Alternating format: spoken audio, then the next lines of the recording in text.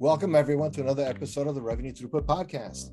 And today's guest is Julius Solaris. He's VP of Strategy at a company called Hopin.com.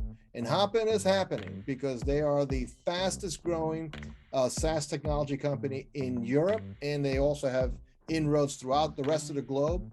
They have an event technology, which is so appropriate right now in terms of how people are getting together, how people are doing trade shows, what's going to change, what will substitute for things that maybe made a whole lot of sense before March of 2020 and make less sense today. And what's the hybrid model look like?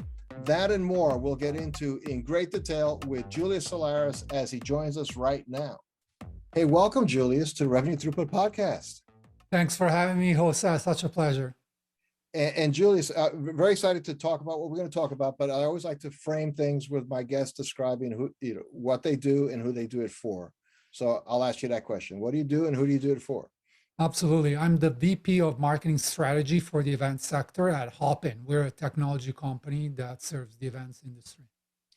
Okay, so, and that's a little modest because you're also like probably the fastest growing SaaS technology company in Europe, as I understand it. Yeah, of all times, actually. Of all time, all right. Of all times, yeah. We went from, we were founded in 2019 with a team of 3 people. We're closing into 1,000 people and $1 billion in funding. So wow, it's a crazy roller coaster.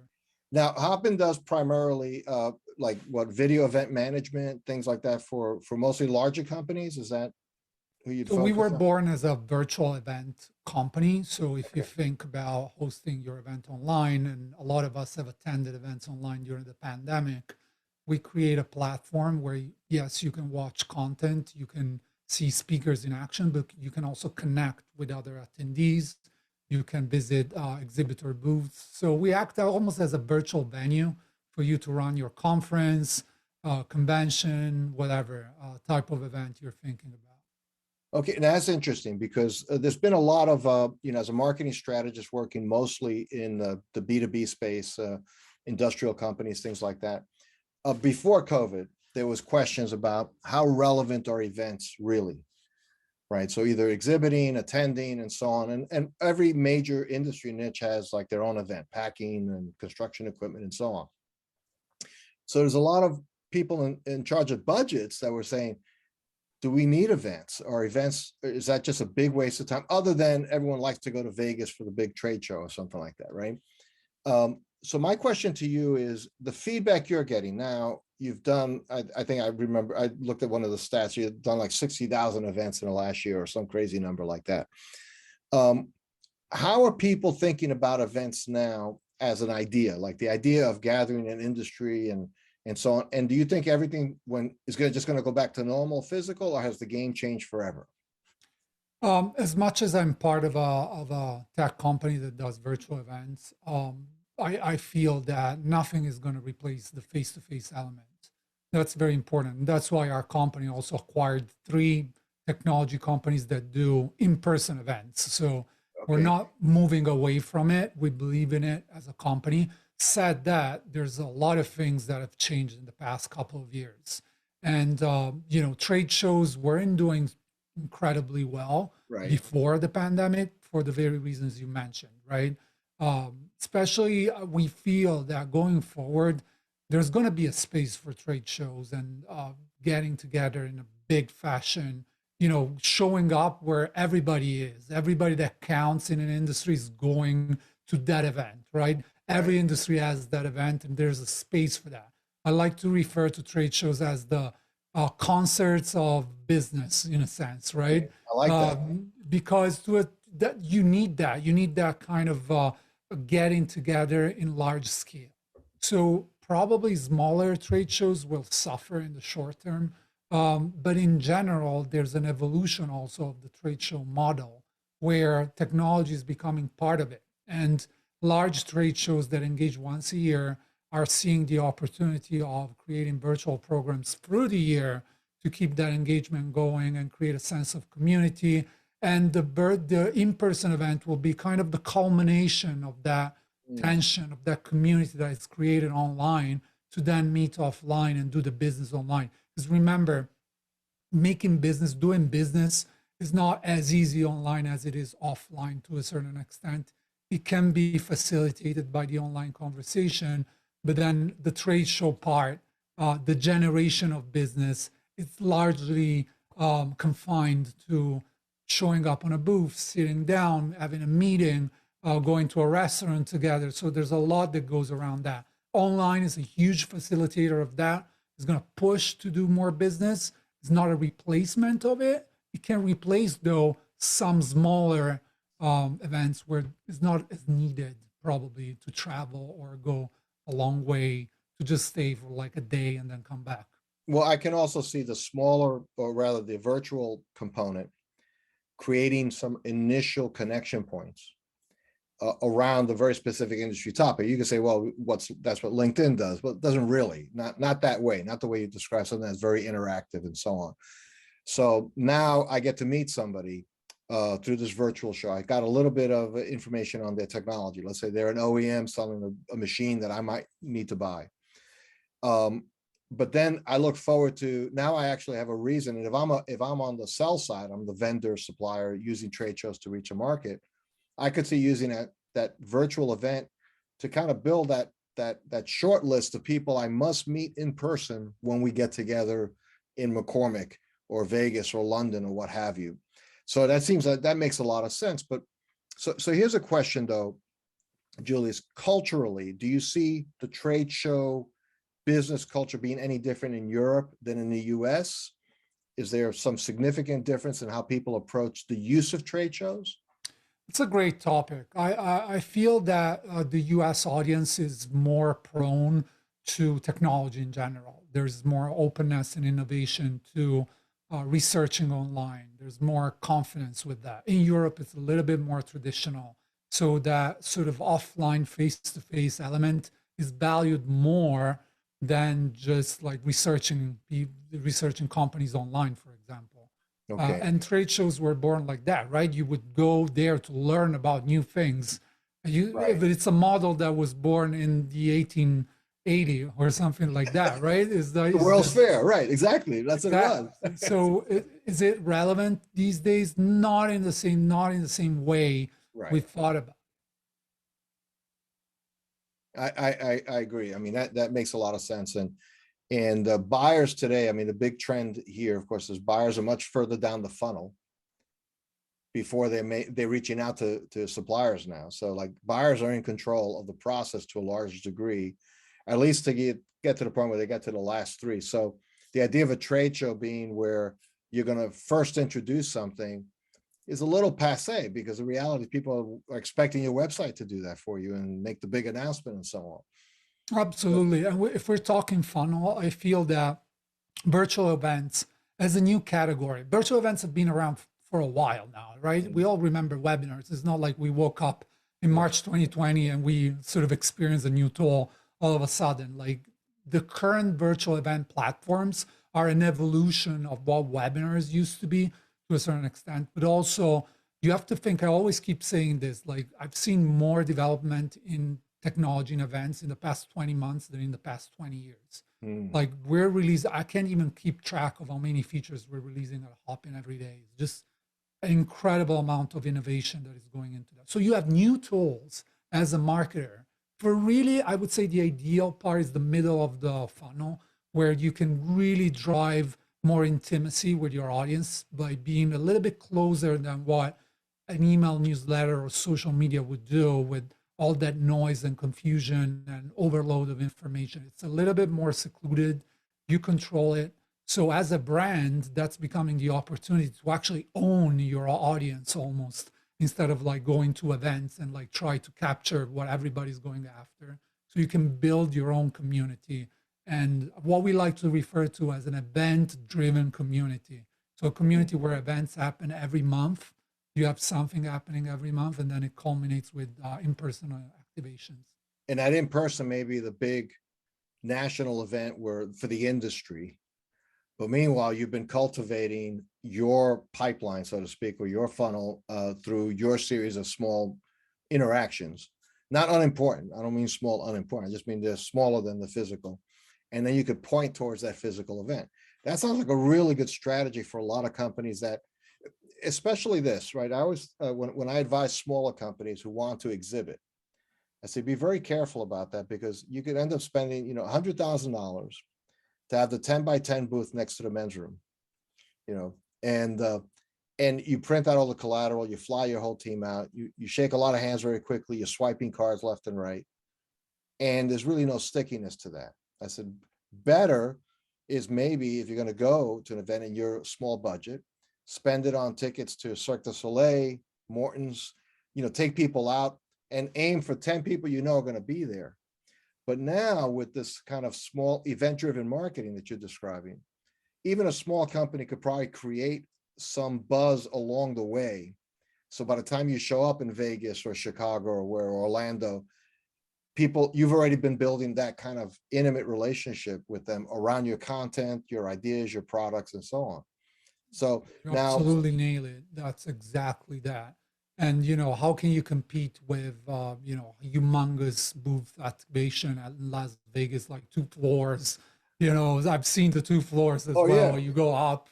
It's like how do you do that as a smaller, even medium-sized companies? Like you just don't have that visibility. Now, virtual is a great leveling ground because it gives you the opportunity. And like Hopin starts for free. Like you can try it for free up to 200 attendees. So, it's like not even a massive investment. Obviously, events require a design. So they right, require sure. time investment for sure, because you don't want to alienate people with something uninteresting. But the tool is free and it levels up everybody on the same page, and content becomes important. The way you connect people with each other becomes important. And all of a sudden you're creating this horizontal connections among attendees, and they start creating content for you, right? So that's the unexpected twist, right? That events have the power to sort of generate content from the community, from the attendees, the interaction within the chats, the polls give you constant feedback about your product and how you can get better. And create opportunities so that you show up in fancier fashion at the next trade show. But even trade shows in person, they were navigating away from just selling space. I've seen some trade shows, for example, in person, one that we attend in the event industry called IMAX, where they have a hosted buyer model, meaning the attendees are paid for in terms of tickets and accommodation by the organizer to go to Vegas or Frankfurt in Europe. And in turn, they commit to attend a certain number of meetings. So if you are there exhibiting, you for sure that people will book meetings with you. That's part of the deal. And that's a different proposition, right? Because it's giving you certainty of some level of leads, at least instead of grabbing people and shouting, all those practices from the 80s. No, and what I always tell people, they spend all this money on like collateral, and I say, I assure you, none of that gets on the plane on the way home. I mean, especially not today where everything's duplicated on the web. So why am I going to carry 18 pounds of paper? Right. It's or the rubber, what are the squeeze balls or something? Right. At some Or the point, USB stick. That's it. like I need We're another done.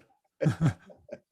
So it's kind of funny, but wow. So what else do you see happening in terms of a little bit more broadly speaking? Just curious because you're with the European company, you have kind of a global perspective, Julius. So I'm always interested in, as we look out, and obviously nobody knows exactly how this whole thing with COVID is going to end up playing in the end, but we hope for good news, right? We hope for change. Of the things that change, the work habits, all of that, just your opinion. I'm not putting you on the spot to give us the answer, just your opinion. How much of that change do you see as you talk to people is going to stick, and how much of that people really want to get back to pre-March 2020? So the most important trend that we're keeping an eye on, being a virtual events company, at least in our inception, and virtual is very dear to us. We're a fully remote company. We have no offices anywhere. So the company is in 43 different countries, and we all work remotely. So that's probably the biggest single trend that we keep an eye on, because if more companies stay remote or more companies keep being remote, that has a direct impact on the number of events that will be kept remote. So there's a correlation between working remotely or in a hybrid fashion and remote virtual events or hybrid events, which is the new trend as well, right? Hmm. Component at home, component in person in some capacity. For us, is especially true, and more and more companies are embracing that. Obviously, some sectors, you can do it easier than others, but we feel that that's incredibly true, and we're building new ways to get together. We use our own platform. One of the examples that I made online recently on LinkedIn, I gave a case study on how we use Hopin, our platform, to do our internal all ends every Friday. So you have to think every Friday morning, 7 a.m. in the morning Pacific, um, there's this event with company updates from different people within the team. And I can't wait to attend that event. It's so exciting. There's so much going on. There's music. There's people chatting in the chat, like sending gifts. Or there's our CEO giving an update every week. He doesn't skip one. There's people from different teams. There's competitions. There's music. There's costumes. There's a lot going on. It's a new culture that is being born. I feel like I'm an old millennial, kind of more almost like tangent to Generation X. And then kind of like I've been working from home for the past 10 years, so I'm used to that. But I can Right. see how the younger generations within the company, the pure millennials, are, living it like I don't think they will conceive any other way of working in a Right. few years. So probably that's going to stick. Long answer. No, it's a great answer, and hey, I'm a baby boomer, so I'm even, but I've worked from home for the better part of the last 25 years. Different. I've always had a home office, and it was when I first started, I almost had to explain to people, no, I really am working. Because it was culturally, it was like, what do you mean? Don't you have like? And I actually have an office with a boardroom and stuff that we use occasionally for certain type of meetings, but I prefer working I'm in my home office now. And it was strange at first. And now it's going to be strange when people say, I have to go to the office to do my job. We're going to see maybe this inflection point shift, perhaps, or be somewhere stuck in the middle. And I think some companies will still want to have that traditional office space situation. They envision that. Yeah. But you're right. I think the generation, they're going to have enough friends that say, you don't work from home. It's going to be weird. Yeah, that's weird. That's kind of like what is happening with you. Why? And then like, it's almost like the same is happening with virtual events. Like a lot of people are realizing that, okay, content like speakers, right? I can listen to them online. I don't need to be in a room to listen to someone unless they're like, concert level type of star that I need Right. to feel the presence, right? But we can do this online. I mean, it works. I mean, it's probably not as great, but it works in many scenarios. But even there, when you say it's not as great, I want to dig deeper. I want to understand, like, even those that advocate offices as these incredible places of serendipity and like meeting, like that's not what I recall about being in an office. It was alienating. It was Right. commuting. It was very bad. So I feel that, a virtual is making up for a lot of the shortcomings of in person and vice versa. Well, it's interesting you mentioned that because I've actually been in both kind of corporate settings. I've been in a corporate setting that was very, by design, intentionally very collaborative, and it Mm, created space around that. And that was one of my earlier jobs in my career. So it goes way back, in one of the early pioneers in the Silicon Valley. A company mm, called Tandem Computers had a great corporate culture, 10,000 employees worldwide. wow. Every Friday at 4 o'clock in any Tandem they world, they had a beer bash, and it was considered bad form if you were still on your cubicle working. You had to, and they wanted salespeople to talk to engineers, to talk to support people, to secretaries. Everybody was together in that time. And when things were going really well, they were like fully catered events. Towards the end, it got a little challenging with the advent of network computers because Tandem sold mainframes, right? So that was, fault tolerant systems. It became like pizza and beer, Yeah. so, but I was okay. It was still great. But then I've been in other situations where it's everybody's like very much in their office, and who has the bigger office becomes a thing, and so on. And my only point in that, Julius, is this: that in this virtual world, you can also have people that will hide out virtually. Yes. Because you can hide. So a lot has to do, I think, and I'm just curious if you agree, how intentional leadership is to create those things. Like you talked about this Friday morning meeting. You're a 1,000-person company. It's a good sized company, and yet you're creating something that's fun. But that takes, somebody has to decide that's worth doing, and that's worth investing time, money, effort, and it's okay to do it. There are some companies that, look, we're here to do business. We're not here to have fun, but it matters, right? It changes things that you can actually look at it as something you look forward to. Absolutely. You completely spot on here, because I feel that design is what fails usually. It's not the tool. So an in-person event can be extremely boring. We all remember those. And in-person events can be amazing. Same goes for virtual events. They can be extremely boring to the stage you disconnect, and they can be super engaging. The next step of that is the integration of the two. So you can think of, for example, intentional design as the pizza and beer moment that you described, with all the offices connected together in one platform online, and everybody showcasing the different aspects of it, or having a mini competition between the two. So you can have what we call the hub and spoke model for the real future of hybrid events, is small satellites that connect with each other online. That's the real future we're looking at, where travel and sustainability are becoming an issue, right? And like how do you justify to younger generations the fact you're taking a plane to stay for just one night for an event, right? Sometimes you can do it, some other times it's going to be incredibly more difficult to justify. Therefore, that network connection of hubs is probably the most exciting part, when in-person and virtual are going to come together and create really real value for everybody involved. No, it sounds, yeah. Look, I remember flying from New York to Dallas and back that same night for one meeting. Like massive waste, but you had to do it. So it was just a different time. But I love that idea. And Julius, we could keep talking on this because it's a fun topic, but we are at our time here, and I want to be respectful of your time. Thank you, first of all, for sharing with our people what's happening. This is right at the bleeding edge. It's very exciting to be able to have you as a guest. So thank you for being here. If somebody wanted to know more about your company, about you, where should they go to learn more, to connect with you? Where would be the best place for them to point themselves? Well, first off, thanks a lot for having me. This has been an incredible conversation. Really enjoyed it. Very easy. Hopin.com, HOPIN.com, or Julius@Hopin.com if you have any questions or like to have a look around at what we offer. As I said, it's like free to try, free to actually implement.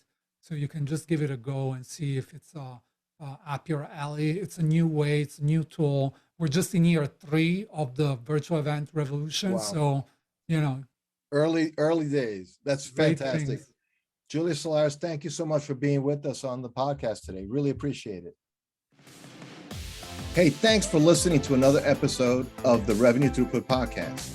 If you like this episode, and if you like the series, make sure you subscribe below. And also, if you liked it, please do review it. When people are looking for something exciting to listen to, especially the kind of content we're bringing, which is practical insights for B2B companies, this is a place and a free resource that they can take advantage of. Let them know about it with your review. So subscribe, review, enjoy. Thanks again.